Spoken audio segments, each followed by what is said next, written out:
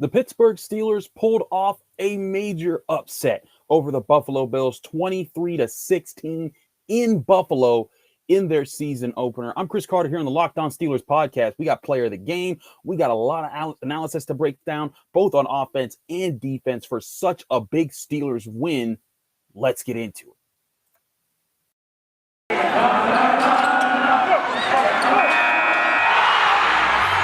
You are Locked On Steelers, your daily Pittsburgh Steelers podcast, part of the Locked On Podcast Network, your team every day.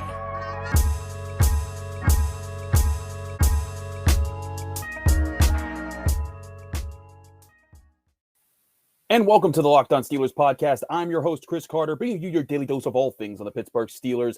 It's a victory Monday for Steeler Nation, and a big victory Monday at that. The Buffalo Bills, one of the AFC powerhouses that everybody was saying was going to be the top dog. They're going to be fighting with the Chiefs. It's going to be them right at the top of the... Well, guess what? The Steelers went in and punched them in the mouth. 23-16. This Steelers defense is elite. That was a dominant performance from the Steelers defense. Now, looking at this game, you look and you see the final score of 16 points. The Bills only scored one touchdown in that mix. A single touchdown. They averaged 31 points last year, more than 31 points last year. They were the second best offense in the NFL. Josh Allen, one of the emerging young quarterbacks in the league. Some people ranked him top 5. I'd say I was in that group as well. And I have to take the shot right here, Steeler Nation. I picked against your boys. I said that, this is too early for them. I think they'll have a great year, but this isn't the game. This is the warm-up game where they kind of start to figure things out. And you saw that rust. We'll get to that rust on offense in the second half. But there was no rust on this defense. They came out and dominated. 16 points is the fewest points that Buffalo has scored since October 3rd of 2020. There was only one time last year they scored that few points. Again, they averaged over 31 points a game. My player of the game, I feel like there's a little bias here because of the end of the week, but TJ Watt has to get it. 2 huge sacks, a forced fumble that led to a turnover. It's why they paid the man. But not just the sacks. Him, Alex Highsmith, and Melvin Ingram were bringing it every single play. And you saw what it meant to have a rotation of 3 guys that they feel really comfortable with bringing it. And you saw the Bills doing lots of holding, pulling jerseys, doing the things that they did last year to try and limit Alex Highsmith and TJ Watt. But this time, they got called for it. They had a total of 8 penalties for 81 yards in this game.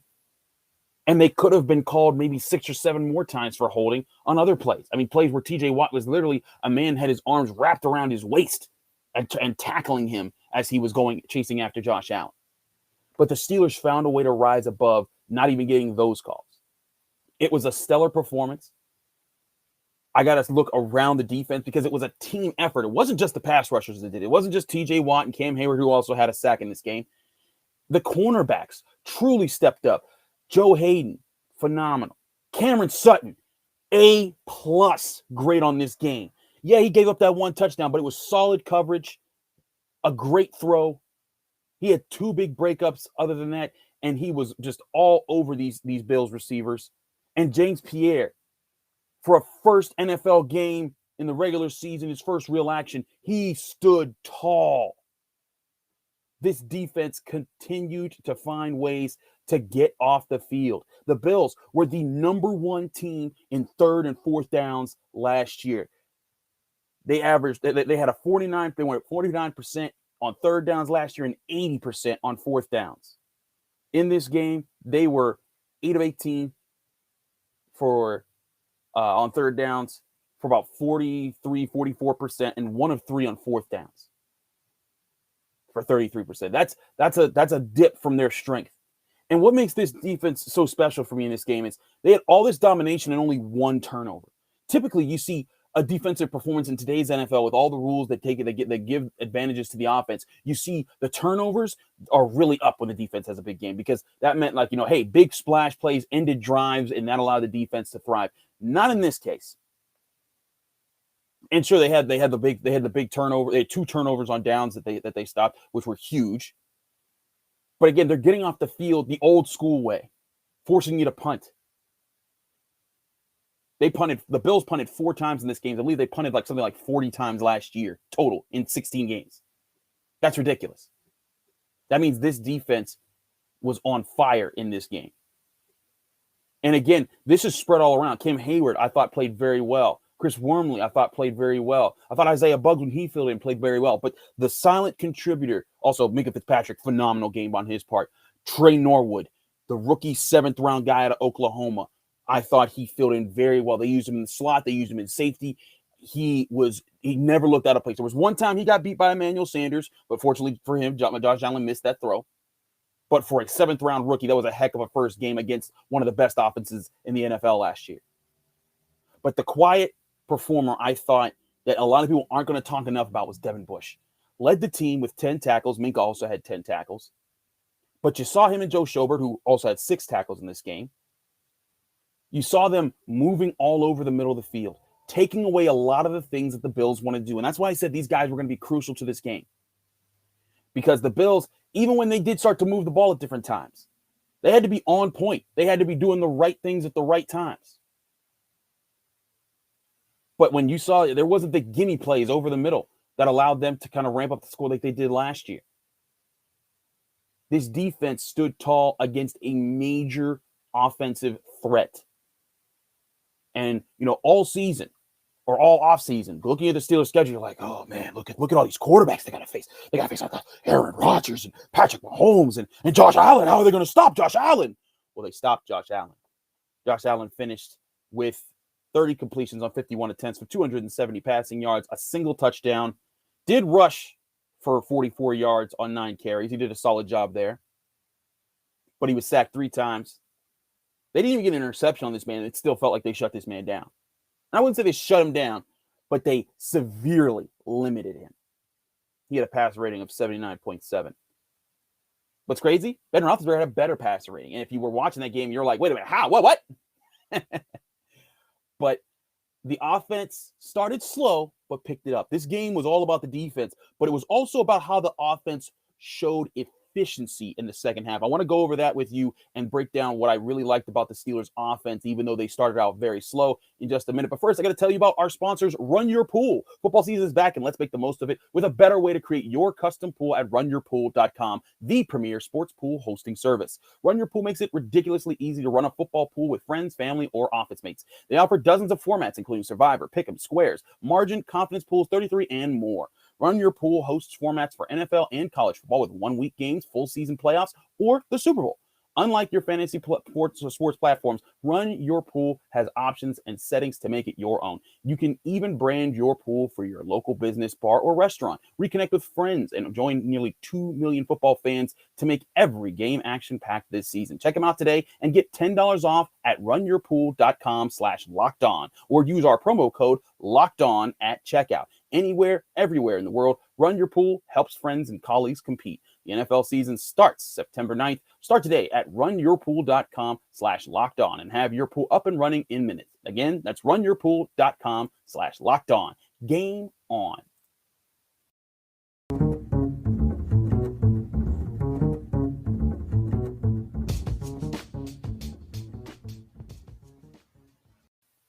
Back here on the Locked On Steelers podcast, I'm your host, Chris Carter. We are continuing to talk about this big Steelers upset over the Buffalo Bills. The Bills, again, I don't think the Bills are a bad team. I just think they got punched in the mouth by a better team. And I thought the Bills were going to be the better team in this game.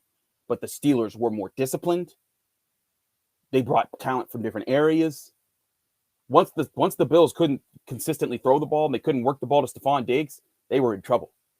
I give Josh Allen a lot of credit. He was tough. He hung in there. He kept giving his team the best chance to win. And he didn't make the critical mistakes that maybe a younger Josh Allen would have made that would have sealed their fate much earlier. But you saw the Steelers offense pick it up in the second half. In the first half, it was disastrous. Well, not disastrous, just abysmal. 6 of 12 for Ben Roethlisberger for only 58 passing yards. Najee Harris, 7 carries for 8 yards. You shouldn't have drafted a running back people were out there. And I'm sure they're still out there. But in the second half, Ben Roethlisberger turned it up 12 of 20 for 130 passing yards and a touchdown. I know that's not phenomenal numbers, but we're going to get to, you don't need the phenomenal numbers when you're efficient. Najee Harris, 9 carries, 37 yards in the second half, ran really hard. You saw the offensive line start to come together in the second half. They were bad. They were bad early, but they started to figure it out. And I was even saying, Ben Roethlisberger early on missed a wide open Deontay Johnson, who if he connects with him, he might, get big yards on a play. And it was an underneath route that if he it wasn't a deep ball that needed to be that needed to be perfectly thrown. It was just he cooked Tre'Davious White. You got to take advantage of those plays.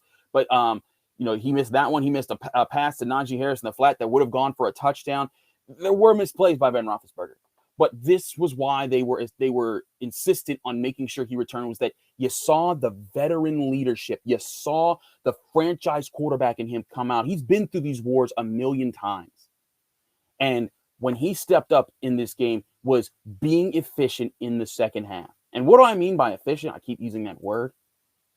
In the first half, the Steelers had 5 punts and then took knees to end the game.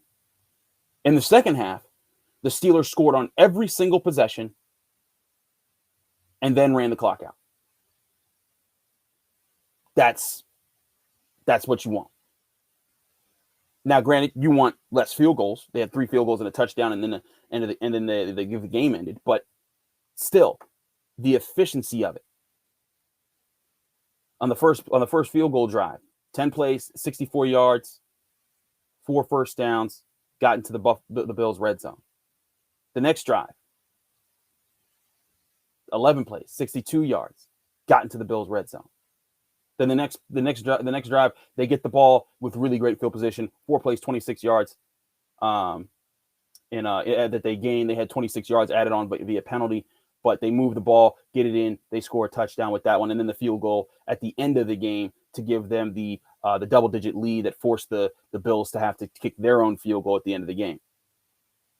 But this was the key thing for me when I looked at Ben Roethlisberger. There was at no point where he made the play that was like, man, that's it, it's over. And there was an interception that he threw that got called back for defensive holding, but he knew it was going to be defensive holding, which is why he threw that ball to Tre'Davious White. He was trying to just see if a play happens, it happens. If it doesn't, they're getting called for this defensive holding anyways. I thought Chase Claypool had a great game when he was called upon. 3 catches for 45 yards, no touchdowns, but he went up and got a ball over Tre'Davious White. I mean, that was a mossing that he pulled off. Then got called. Then drew a defensive pass interference on Levi Wallace. I thought that was a really good decision by Ben Roethlisberger. And you saw him again. He settled in. He didn't make the key mistakes. And once he figured out what the Bills were doing and where were the safe areas to attack, he said, "Okay, let's go with that number 2 corner over there because he's not doing too well with our guys." And that was a guy they picked at late in the game to really start figuring things out. Chase Claypool also ran one of those jet sweep reverses to for 25 yards. Some Matt Canada offense getting some work in there. But I know a lot of you guys want to talk about the offensive line. They did struggle early. Kendrick, at one point came out for J.C. Hassenauer. Wasn't sure if that was injury related. Didn't see any news about that. Maybe I missed something there. But he went back in eventually. The offensive line, definitely on the physical end, that's there. But they got a lot of gelling to do. And I said this going in. This was why I wasn't so sure about picking them. I wasn't so sure the offensive line was going to be able to do that well because they're on the road in a first game. Young guys against a hostile crowd.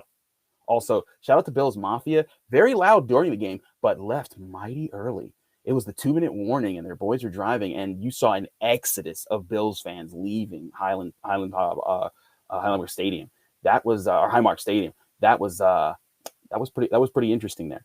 But I will say, with the Steelers offense, when they started figuring things out there late, Najee Harris broke off some good runs, had a nice 18-yarder when they started to put things together. And the offensive line for the Steelers, you saw they have the athleticism. Like when they got out and they got running, you see Kendrick Green moving down the field really well. Trey Turner pancaking guys out in the flat for wide receiver screens.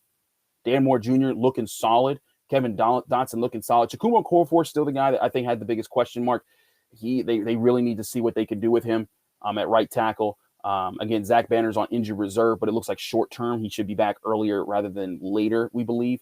But the offensive line, still the biggest question mark. But this was what I said going all along. They need to make the offensive line's question marks not matter, because that's what great teams do. Every great team has a weakness. That's just a fact. But it's how well you can cover up that weakness with the strengths of your team. In this case, this team has a great defense, and that can mask up the problems on offense. But you also have an offense with a lot of talent on it, with an experienced quarterback who wouldn't make the key mistake that would seal this game as a loss for the team. You have playmaking wide receivers who, when you get them the ball, they find a way. Also, Juju Smith-Schuster, shout out to him. Heck of a performance on his part. Finished with 4 catches, 52 yards, and had a massive trucking. He was getting yards wherever he could get them. James Washington also came in 2 catches for 10 yards. Deontay Johnson, though, that catch in the end zone, my goodness. The tip has, I can tell you right now, Deontay Johnson's hands, all throughout training camp, if you were there and I was there every day, every training camp, he was the first person on the field, just catching the ball from a coach. Not anything crazy, just making sure catch, possess, run, catch, possess, run. That's what he kept working on. And then at the end of practice, same thing. He'd go, and that's what he would do. He made sure his hands were going to be much better this year, and it paid off in week 1. That touchdown pass Ben Roethlisberger threw, which was a good pass and well defended by Levi Wallace. He got his hand on the ball, but Ben put it to the corner, to the pylon, and that's where you want to give your receivers a chance to go get it, and Deontay Johnson went and got it. Phenomenal performance for him. He definitely gets a big play there. Claypool, of course, with the big catch. Pat Freiermuth also a catch for 24 yards, and Eric Ebron a catch for 19 yards. Steelers didn't even really attack with the tight ends that much.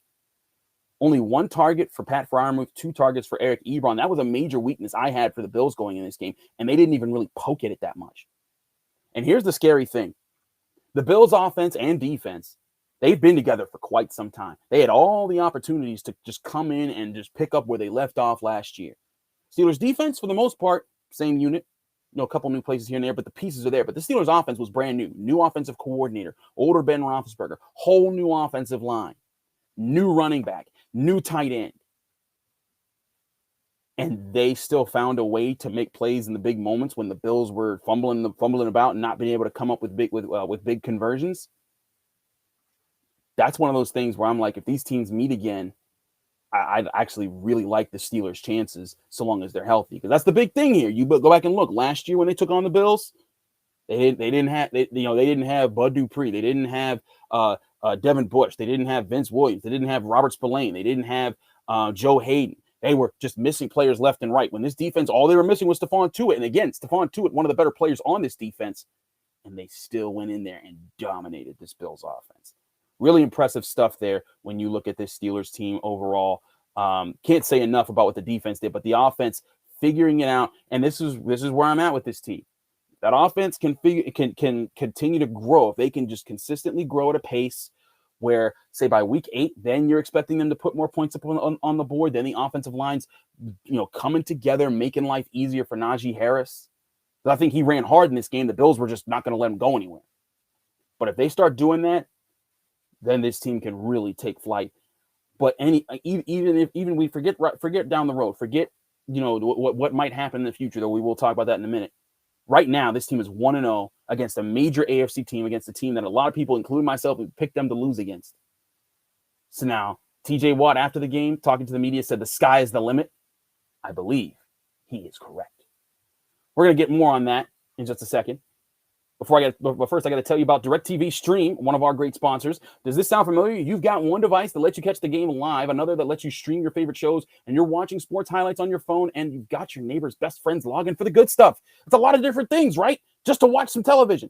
Well, I want to tell you about a simple way to get all the entertainment you love without the hassle, and a great way to finally get your TV together. It's called DirecTV Stream, and it brings their live TV on-demand favorites together like never before, so you can watch your favorite sports, movies, and shows all in one place.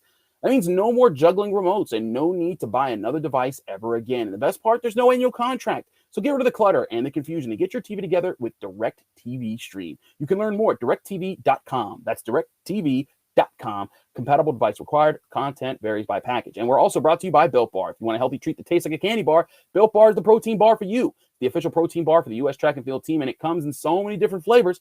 Whether you want a fruity snack like raspberry, strawberry, orange, something different like salted caramel, cookies and cream, Rocky Road, and my personal favorite, double chocolate, Built Bar has so many flavors to enjoy. The best part, they're all healthy. They range 130 to 180 calories, 17 to 18 grams of protein, but only 4 to 5 grams of sugar and 4 to 5 grams of net carbs. That's a tasty and healthy snack that'll save you from eating that snack you'll regret later and stays on task with anyone's diet. Order today and get your favorite flavor delivered right to your door by going to built.com. That's built.com to use promo code LOCKED15, LOCKED15, all capital letters, all one word, LOCKED15, and you'll get 15% off your next order. Use promo code LOCK15 for 15% off at built.com. And as always on the Locked On Steelers podcast, we do back-to-back ad reads. We keep it rolling here on the podcast. Let's wrap things up here.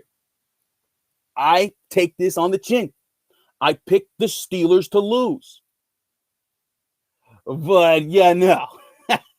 I mean, I looked at this game and I still, like, if you listen to me all offseason, I am very high on this team. I even said at one point, I think this team, if they hit on the cylinders and they stay healthy, they can get 13 wins this season. I really see that for them. But this was still one of those 4 losses I expected, because I was just like, hey, the Bills, they got all the veterans now. Josh Allen's been ramping it up. They're at home. They're fired up. They're believing in themselves after last year. They got it together. They got a lot of returning guys from last year. The Steelers got a whole new offense with a whole bunch of rookies, and they're figuring things out. It's going to take time for them to gel, and we saw that in the first half. But they beat this team. And now you have to wonder if this is the floor of what the Steelers are doing. What's the ceiling? Because I look at this game, and this is the script that you would want for almost any game. Now, granted, minus the offense thinking, but defensively, you come out, you only allow 1 touchdown at the end of the first half. Your red zone defense is phenomenal. You push these guys around. You keep playing with these guys, even when the Bills took an early lead. Even when it was 10-0 in the first half, going into the second half, and the offense only got 2 field goals in the third quarter, the defense still found ways to keep Buffalo in check. They never let them break open. They never let them do what they wanted to do. And now, again, this is against one of the best offenses in the NFL last year, and one of the best offenses, I say, they'll face in the NFL in all of 2021. I still think the Bills are a phenomenal offense. They're going to have a great year. I think they're going to have a really good shot to be one of those higher-seeded teams in the AFC playoffs. But if the Steelers keep playing like this, they're going to be knuckling with them to get one of those higher seeds too. And I do wonder what's going to happen with how this AFC plays out. Full disclosure, I am recording this before the end of the 4:00 games. So, like, right now, I'm looking at here, the Chiefs are down 10-22 to the Browns at halftime. We'll see how that plays out. Packers down 33-17 to the Saints. That's interesting. But this was a game that everyone had going against the Steelers, and they're being able to pull this out. If this offense starts to click at any point this season, watch out, man. This team's going to be tough to beat. The biggest concern is always injuries. Now, right now, missing Zach Banner, missing Stephon Tuitt and Anthony McFarland. You kind of live with McFarland. Tuitt, big concern. Zach Banner, you kind of want him back because maybe he'll be that extra plug at the tackle position that can get them to be more physical in the run game. But if this defense can stay healthy, and Ben can stay healthy, and Najee, these receivers, I really think this team has a good chance to run the AFC North, run it back as division champions, make a serious run to the playoffs. And again, my whole thing, when people, Mike Tomlin's recent playoff record, he hasn't done well. Well, go look at all the injuries that they've suffered in those years. 2016, Le'Veon Bell goes down in the AFC Championship game. 2017, Ryan Shazier is paralyzed and his career is ended, and the whole defense was based off of how well he played. And then last year in 2020, you saw all the injuries come into place. Half the team was missing. They had 3rd and 4th and 5th string guys plugging in on defense. They had Marcus Allen converting to linebacker, for goodness sake. If this defense could stay healthy throughout the season, and it's a very long season, I'm not saying that's easy, I think this team can be right up there with the best teams in the AFC and the NFL, really. They have a really good shot with the way they play. But we're not jumping the gun here. That's a long ways away. Right now, your Pittsburgh Steelers are 1-0. And they just beat a team on the road in the Buffalo Bills, who I think will be one of the better teams that they face all season. And now they get to come back home. Also, by the way, 7 straight years of playing on the road to open the season. That's a lot, NFL. Give the Steelers a break. they made it not matter in this game. But now they get to come back home and take on a Raiders team that's coming off a short week because they play Monday Night Football. A lot of things lining up for the Steelers to start strong this season and put all those doubters that said that they weren't going to be able to be good this year. If you've been listening to this podcast, a lot of people saying 8-9, 7-10, da da da da da. I've been always with the 10-8 crowd, or the 10-7 crowd, the 11-6 crowd, the 12-5 crowd, and I even said 13-4 if things go right for them. This team has that potential. So if you're a Steelers fan and you're watching this, go ahead, go watch some other things. Go check out ESPN or Fox Sports 1 and listen to, there'll be excuses made. They'll be say, oh, the Bills, they gave that up. I even had people already tweet that at me. Oh, the Bills really lost this game. The Steelers didn't win it. I'm like, okay. If you say so. But your Pittsburgh Steelers did what they had to do and played disciplined football, despite all the holding that the Bills did. They got called for and got away with. The Steelers kept finding ways to overcome him. Heck, there were sacks that like Cam Hayward had where he was held on, and it didn't matter. There's a lot of great things that came from this game, and I think a lot of great things that the Steelers can still build on.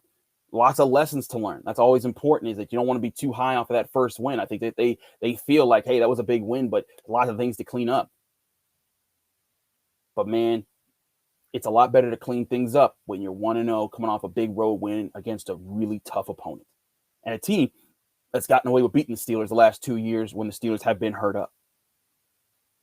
So for Josh Allen and the Bills and them saying that, oh, we're the team that likes to work, they like to dance last year, maybe it was more so about the Steelers just not being healthy at that point in time. And now that they're healthy, the Bills weren't able to do nothing on defense. And now with their franchise quarterback, unlike 2 years ago when they had a fourth-string undrafted rookie playing, the Steelers didn't have 4 interceptions, and they were able to stay consistent on offense in the second half, find just enough to win. Oh, and by the way, get a big special teams touchdown. Shout out to Danny Smith, the special teams coach for the Steelers. He does a phenomenal job for them. But we got a lot more to break down on the Pittsburgh Steelers throughout this week. I'll have Tony Serino on for a Tony Tuesday tomorrow right here on YouTube, Apple, Spotify, Google Podcasts, or Odyssey. If you're enjoying the show, please subscribe to us on any of those. Please rate us 5 stars with a positive comment on Apple. If you do so, you get a shout at the end of the show. We hope that you've enjoyed this on your Victory Monday/Sunday. We did publish this a little early, so there's that. But we hope you enjoyed this show. I'm Chris Carter. You can follow me on Twitter at Carter Critiques, also on Instagram at Carter Critiques. And it's gonna be an exciting week. But sit back, Steelers fans, get to enjoy just kind of looking around and seeing everyone having to at least talk nice about your team, or not talk about them at all if they didn't want to talk nice about them, because your Pittsburgh Steelers certainly earned this big win. I'll be back tomorrow with Tony Serino on a Tony Tuesday. Stay right here with the Locked On Steelers podcast.